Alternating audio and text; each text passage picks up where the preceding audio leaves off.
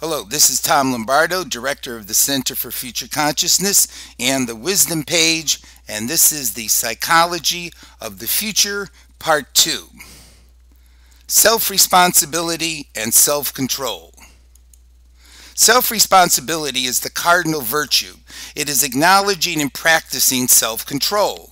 All of the virtues of heightened future consciousness are self-accomplishments and require self-responsibility. We must believe we have the power to determine and improve our character and behavior to develop any virtue. There are two different views of human nature and the future: determinism versus freedom. Determinism identifies biological, genetic, historical, and environmental factors as causing or determining consciousness and behavior. This seems to absolve the person of any responsibility or control over themselves or the future. The contrary view, freedom, sees the future and self as possibilities, as the self having control over reality and the future. Through self-awareness and understanding and awareness of one's future possibilities and the choices ahead of one's life and the practiced activity of self-reflection and deliberation enhance one's self-control. Paradoxically, understanding how you are determined opens up the possibility of controlling yourself. That is, the application of knowledge of nature generates power and control. Behavior and thinking, in fact, dramatically changes if you believe you have control over your life versus you believe you don't have any control. Self-efficacy is a necessary element in self-responsibility. Self-efficacy, or realistic confidence, is the belief in your own capacity to control the future. And this can vary individually and situationally and is open to practice and success effects. That is, one can enhance or develop one's self-efficacy through practice and success. The theory of willpower and self-control, as articulated in Roy Baumeister and John Tierney's excellent book, Willpower, identifies willpower as the biggest predictor of success in life. Willpower has four fundamental functions: controlling thoughts, controlling emotions, controlling impulses and temptations, and controlling performance through perseverance. We have a finite amount of willpower, though, which we can use up through the day. But there are apparent individual differences both in the effectiveness of willpower and raw or amount of willpower that a person possesses. And in fact, the greater the amount of willpower a person is able to exercise, the greater the happiness they seem to show in life. There are various ways to develop one's willpower. Imagine willpower is like a muscle that can be strengthened through exercise and rest. And indeed, that's how willpower, among other factors, can be increased or strengthened within one's character. If you relate to personally important goals, that helps to strengthen one's willpower. If you establish orderly habits in life and an orderly environment, that has a positive effect on willpower.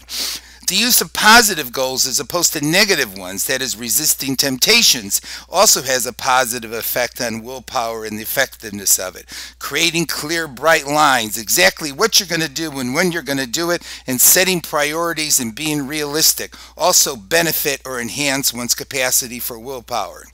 In summary, self-responsibility is the foundational virtue of heightened future consciousness, and the capacity for self-reflective self-control can be strengthened or purposefully evolved through self-knowledge and disciplined, psychologically informed practice. At its core, heightened future consciousness requires that the individual takes responsibility for their future, which includes their own personal development.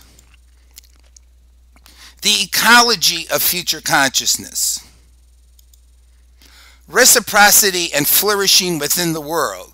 Humans and the environment are distinct yet interdependent. The self is an open system which requires a world in order to exist and to flourish. We indeed are a dynamic evolutionary becoming in a dynamic evolutionary reality.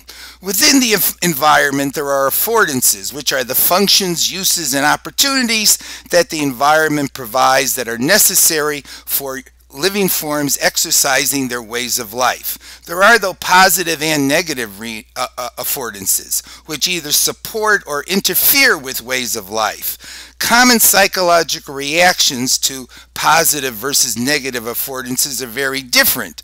Being hopeful and happy in the context of positive affordances versus generally being more depressed and fearful in the context of negative affordances.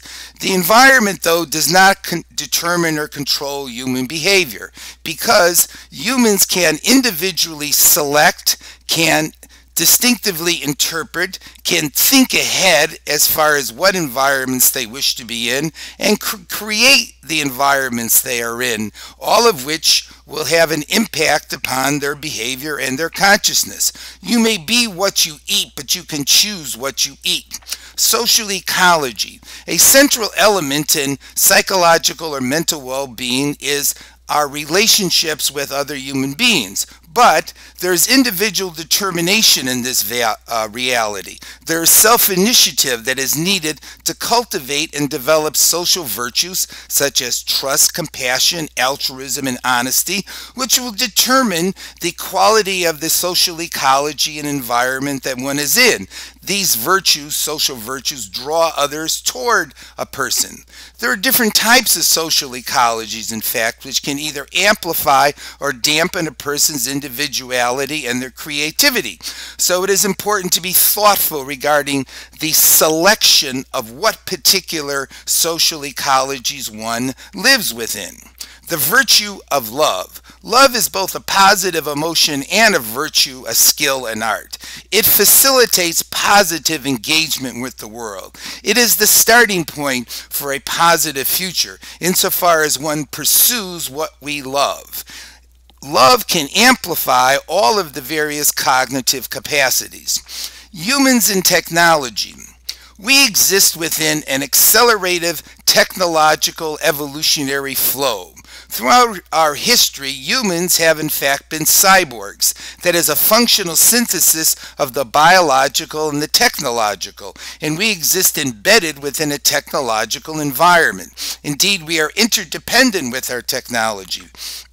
But just as our social ecology and our environment in general is under control of individual selection, so is our technological environment. And we should strive to become a wise cyborg, that is a person who creates, selects, and utilizes particular technologies that will facilitate the pursuit and exercise of wisdom. As many would argue, we need to develop a sense of oneness with nature and a sense of oneness with the universe. That is, to identify, be connected and concerned with a bigger reality than ourselves. That we should be able to place ourselves in a bigger context. That is, that we should be able to realize cosmic consciousness, ecological consciousness, global consciousness. Indeed, part of the moral imperative is that we should strive to contribute to the evolution of nature and the universe as a whole, and not simply ourselves. In summary, we will flourish and evolve in the future in a self-guided, actively selected, and created reciprocal relationship with the future evolving world. Emotion: hope, fear, despair, happiness, and wonder. I feel, therefore I am. Antonio Damasio. Since man is above all future making, he is above all a swarm of hopes and fears. Ortega y Gasset. Fundamentals of emotion. Emotion is at the core of consciousness, at the core of future consciousness and our personal identity. Emotion, or our inner feelings, exists in a reciprocal or interactive connection with our behavior, what we do, and our cognitions, what we think. We consequently have some control and responsibility over our emotions, since we can control what we do and what we think. There are both positive and negative anticipatory emotions, that is, feelings about something we expect to happen in the future. Hope and fear and despair are positive and negative anticipatory emotions. As a starting point in understanding them, we should look at Barbara Fredrickson's broaden and build theory. According to Barbara Fredrickson, positive emotions generate more expansive, sensitive, creative, and transformational cognitive states. That is, they improve perception, imagination, thinking, and behavior. Hope as a positive anticipatory emotion generates approach behavior, energizes goal thinking, elevates emotion, produces positive anticipation. Fear, a negative anticipatory emotion, generates avoidance behavior, dampens cognition, generates stasis as opposed to growth, and can lead to depression and despair, which indeed is a failure of future consciousness involving hopelessness and helplessness. See Anthony Redding's Hope and Despair for an interesting and thoughtful discussion of both the positive and negative anticipatory emotions that humans possess. We can guide our future emotional evolution. We can gain awareness over it and take responsibility for it. There are cognitive, behavioral, physical, environmental approaches that we can use in order to guide and direct and develop our emotions. For example, we can reinterpret our reality that we're in, thus changing our cognitions, and focus, for example, on what is positive and being more grateful for those positive things in life. Cognition and behavior changes will impact our emotions. The pursuit of happiness. There is a fundamental distinction between authentic versus momentary happiness. Authentic or long-term happiness is the result of growth and progress in life, engagement with the world, and accomplishment. Indeed, authentic happiness is the experience of flourishing. And I would cite Gretchen Rubin's The Happiness Project as an interesting book to look at for ways in which to increase one's happiness in life. There is a necessity and value in negative emotions. Although negative emotions such as fear can dampen our capacities and can produce stasis in our behavior, there is the yin-yang or contrast theory of pleasure versus pain, of positive versus negative emotionality, which implies that without experience painful or negative emotions, one can't appreciate or experience pleasurable or positive ones. There is the no pain, no gain theory, which is that without some agony, effort, difficulty, one won't build character and tenacity. Indeed, the number and degree of traumas, of struggles that a person experiences in life correlates with well-being, character strength, and wisdom. Finally, wonder, awe, and astonishment. Being in a state of openness, questioning, humility, curiosity, and courage in response to the elements of surprise, uncertainty, and vastness of the universe in the future as positive emotional states propels us into the future. It propels growth and the love of learning and thinking. Seeing the vast possibilities of the future, the adventure and uncertainty of the future as wondrous, as awe-inspiring, is a critical emotional feature to heighten future consciousness. In summary, although negative or painful emotion seems necessary and valuable in the development of character and a deep appreciation of what is positive and good in life, as a cultivated set of virtues, positive emotions, including hope, love, happiness, and wonder, are the energizing core of heightened future consciousness. As a basic reciprocity, when you flourish, you feel good, and when you feel good, you flourish. Motivation, stability and change, optimism and pessimism. There are two kinds of people in the world, the vulnerable and the dead. Edwin Locke.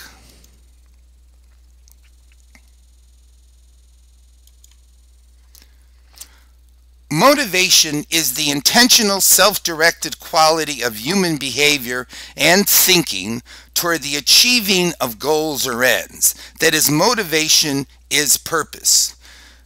Security and stability versus growth and adventure represent a basic polarity in human motivation. Do we approach uncertainty and risk and change with courage and excitement, or do we approach them with fear and avoidance? We can ask why people resist change or growth, and indeed there are many factors which seem to contribute to this, including a need for security, for safety, being closed-minded, being fearful of failure, and being impulsive. Conversely, we can ask, why and how do people change and grow? And there, in fact, are many explanations for this, including both internal and external triggers for growth, sudden gestalt growth versus gradual piecemeal growth, the changing of self or personal narratives, and tenacity and persistence. Optimism, pessimism, and realism. Optimism is the belief that the future will be good, positive, and better. It is the belief that one can positively affect the future. Optimists are confident, they are persistent, they meet challenges, they're realistic, and they engage in approach behavior. Pessimism is the belief that the future will be negative, bad, or worse than the present. It is the belief that one cannot positively affect the future. Pessimists tend to be more doubtful, hesitant, defeatist. They don't meet challenges. They engage in avoidance and distraction. Indeed, optimism and pessimism are self-fulfilling prophecies insofar as having these two attitudes will increase the very chances that the attitude will turn out to be true. Optimism, though, is always superior to pessimism in life, and both are open to modification or change, as described in Martin Seligman's book, Learned Optimism. Also should mention the Handbook of Positive Psychology by Snyder and Lopez, which discusses optimism and pessimism at length as well. Evolution and the virtues of growth. The purposeful, self-responsible pursuit and enactment of psychological growth as a basic motive in our life is an expression and an evolution of evolution. The pursuit and realization of self-growth is a key feature of flourishing and happiness. It requires optimism, and it reflects the dynamic and directional nature of psychological well-being. That is, psychological well-being does not involve stasis. It involves growth and development. The virtues of deep purpose, hope, courage, love of learning, temperance, creativity, tenacity, discipline, all support self-growth. In summary, encompassing both approach and avoidance, the needs for stability and change, and the mindsets of optimism and pessimism regarding the future, motivation is the purposeful, future-oriented directionality of human consciousness and behavior. To flourish entails growth motivation as an expression of our advanced evolutionary nature, guided and empowered by the virtues of heightened future consciousness. Purposeful behavior. There is no try, there is do or don't, Yoda. All things excellent are as difficult as they are rare, Baruch Spinoza. The journey of 1,000 miles begins beneath one's feet, Lao Tzu. What you do every day matters more than what you do once in a while, Gretchen Rubin. There are certain fundamental keys or steps, key steps to success and to growth, beginning with commitment and decision.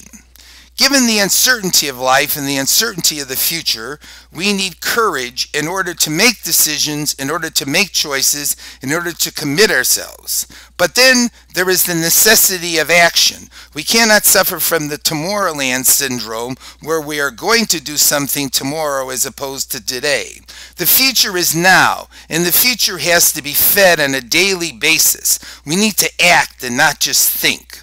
Focus. Focus is short-term discipline and the elimination of distraction. Focus exhibits practice effects. That is, one can improve one's capacity to focus. Focus indeed is a habit of the mind.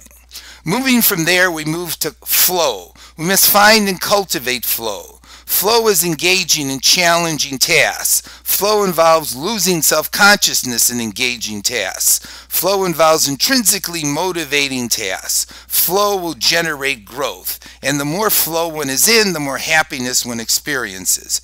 Rhythm and discipline. Create and commit to a stable schedule, and monitor oneself relative to that schedule, and remind oneself of that schedule, and do not allow for excuses and exceptions. Grit and tenacity outpredicts IQ regarding success. The necessity of challenge and adversity is required in the development of tenacity.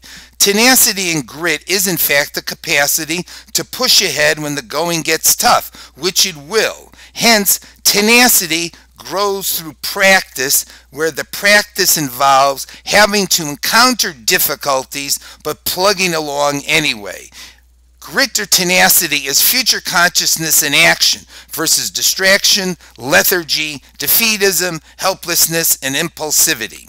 There are both journeys and destinations. Journeys are great, smelling the roses is great, but achievement of goals is necessary. It's reinforcing, and it provides markers for our ongoing growth. It motivates our behavior. We need both journeys and destinations, that is, achievements, for happiness and flourishing. Finally, we come to wisdom, deep purpose, and the management of life.